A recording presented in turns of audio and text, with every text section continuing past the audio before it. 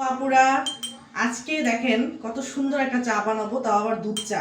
এখানে প্রথমেই আপনাদেরকে একটু চা বানানো শেখাই। অনেকেই ভালো চা বানাইতেই পারেন না, অনেকেই কমেন্ট করেন যে আপু আপনি এত সুন্দর চা বানান কিভাবে।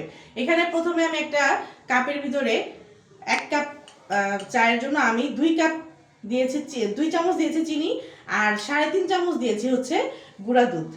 আর এখন আমি দেখেন এই যে লিকারটা, ঠিক আছে, এই যে আপনাদেরকে দেখাচ্ছি, এই যে এই কড়া লিকারের চাটা, এই যে কড়া লিকারের চাটা এখন আমি এটার উপর দিয়ে দিব।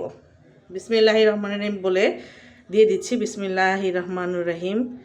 এই তো আপনাদের চা ভালো হবে না, হ্যাঁ, বানানোর উপর অনেক কিছু ডিপেন্ড করে, ঠিক আছে। চা অনেক মজা হবে এইভাবে চা একদিন বানায় দেখবেন।